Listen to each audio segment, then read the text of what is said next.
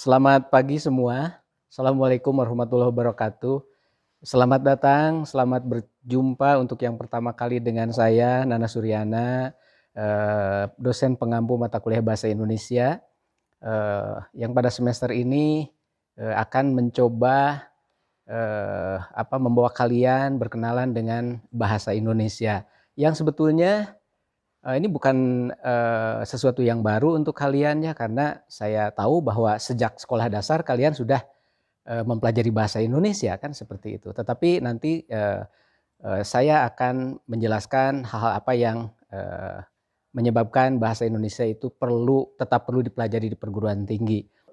Saya kebetulan oleh Universitas Padjadjaran diberi tugas untuk memberikan materi mengenai penggunaan atau pemakaian huruf ya.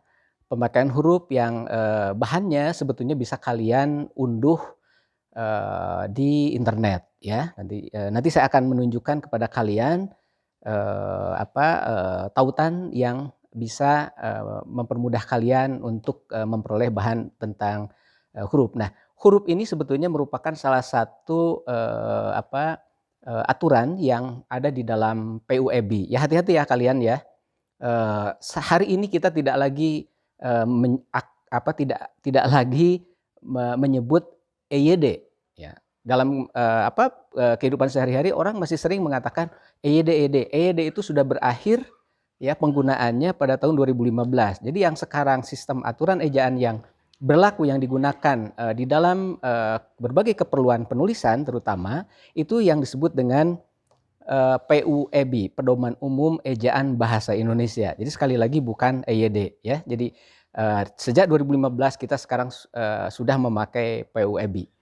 Nah, sebelum saya menjelaskan lebih lanjut tentang kaidah pemakaian huruf di dalam bahasa Indonesia, tentu perlu saya menjelaskan sedikit tentang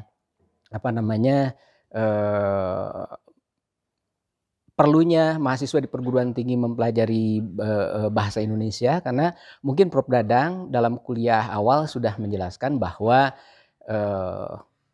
tujuan utama pembelajaran bahasa Indonesia di perguruan tinggi itu adalah untuk meningkatkan keterampilan mahasiswa dalam berbahasa Indonesia ya.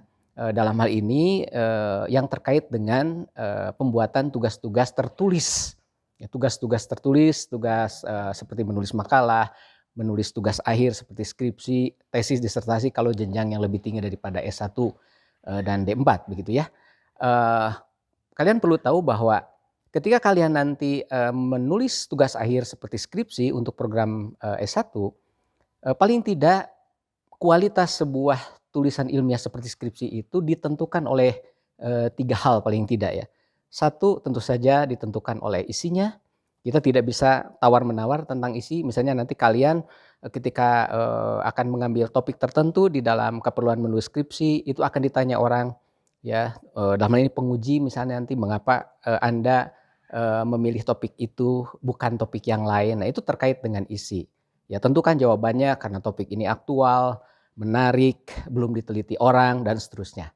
Jadi isi. Yang kedua, yang ikut menentukan nilai atau kualitas karya ilmiah itu juga bahasa. Nah, kita tahu bahwa sampai hari ini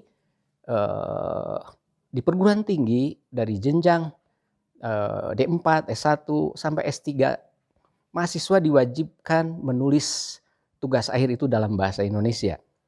Oleh karena itu, penggunaan bahasa Indonesia itu harus benar ya.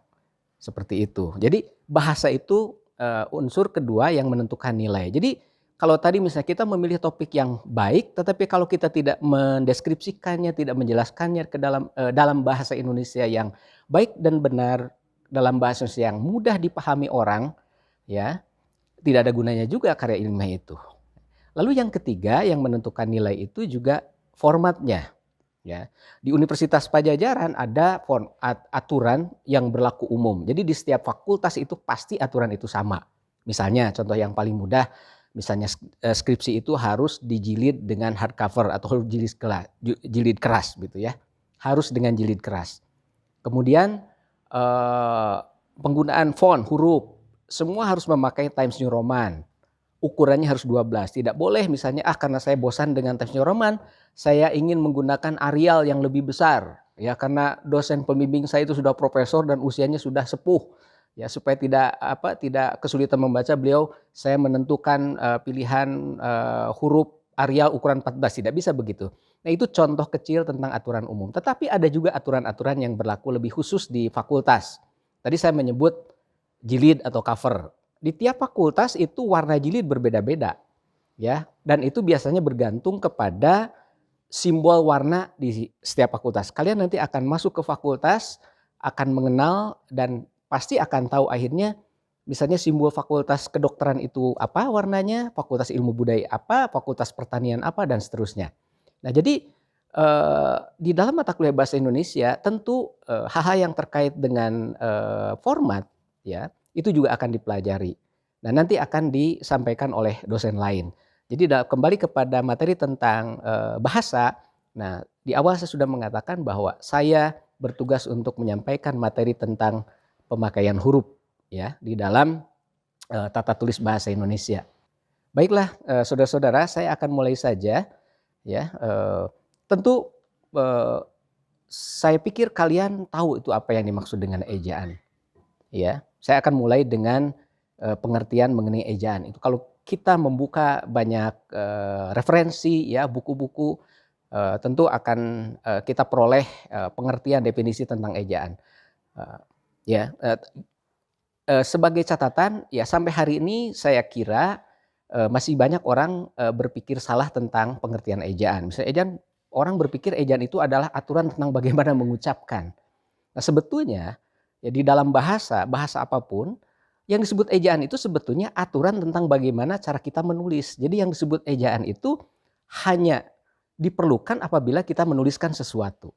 Ya, mengapa? Karena kita lihat ya sekarang saya mengutip dari Kamus Besar Bahasa Indonesia cetak tahun 2008 halaman 353, di situ tertera pengertian mengenai ejaan. Ejaan ialah kaidah-kaidah cara menggambarkan bunyi-bunyi, kurung buka, kata, kalimat dan sebagainya, kurung tutup, dalam bentuk tulisan, kurung buka, huruf-huruf serta penggunaan tanda baca. Agak rumit bukan? Ya, pengertian itu. Tapi nanti kalian silakan buka KBBI ya. Boleh cetakan keberapa dan dibuka kembali, dipahami kembali apa yang barusan saya katakan. Nah, saya kemudian juga mempunyai pengertian yang lain yang saya coba rumuskan sendirilah untuk mempermudah kalian ya memahami pengertian ejaan. Tapi intinya sama saja dengan apa yang dinyatakan di dalam KBBI itu. Yang disebut dengan ejaan adalah keseluruhan peraturan tentang bagaimana melambangkan bunyi ujaran. Melambangkan bunyi ujaran. Kalau melambangkan kan berarti menuliskan kan pengertiannya. Jadi misalnya ujaran A misalnya. A itu ya di dalam bahasa itu disebut fonem. Nah kalian yang belajar di Fakultas Ilmu Budaya nanti akan tahu lebih lanjut tentang pengertian fonem ya. Untuk kalian yang lain kan tidak perlu ya. Jadi fonem itu satuan bahasa terkecil, bunyi bahasa terkecil. A ketika kita ucapkan A, bagaimana cara menuliskannya? Kalian kan tentu sudah punya pengalaman cukup menuliskan A. Misalnya kalau memulai kalimat A-nya itu harus yang seperti apa? Kalau misalnya menuliskan di tengah kata A, misalnya atau di awal kata atau di akhir kata, A itu harus dilambangkannya seperti apa ya. Jadi itu melambangkan bunyi ujaran. Dan bagaimana antar hubungan lambang-lambang itu. Nah bunyi A misalnya A, K, U. Ketika itu dirangkaikan itu kan fonem itu akan menjadi kata. Lalu kalau kita tuliskan menurut ejaan A, K, U itu jadi seperti apa? Kan kalian tahu caranya. Ya, aku misalnya. Kemudian itu menggabungkan ya. Kemudian bagaimana memisahkannya? Nah kita tahu kan hukum penulisan suku kata, pemenggalan suku kata. Aku, jadi bukan aku, tetapi A, ya kita pakai tanda hubung atau strip, kalian sering menyebut strip, aku. Ya, nah itu yang disebut dengan ejaan. Ya. Sehingga secara teknis, baik kalau kita merujuk pada KBBI atau barusan, pengertian yang barusan saya sampaikan, bahwa secara teknis ejaan itu sebetulnya hanya menyangkut 3 hal. Kalian boleh buka nanti ya sesudah mengunduh PUEBI ya dari internet itu nanti saya berikan linknya sekali lagi ya, bahwa secara teknis yang disebut ejaan itu hanya menyangkut 3 hal. Pertama, penulisan huruf, kedua, penulisan kata, dan ketiga, penggunaan tanda baca. Jadi tidak ada aturan lain di luar itu yang tertera di dalam PUEB ataupun misalnya peraturan-peraturan ejaan yang sudah ada sebelumnya seperti EYD. Saya di awal sudah mengatakan, saya akan menjelaskan yang pertama saja, yaitu kaidah tentang pemakaian huruf. Ya, sedangkan kaidah penulisan kata dan penggunaan tanda baca itu akan disajikan oleh dosen yang lain ya di dalam pertemuan lain.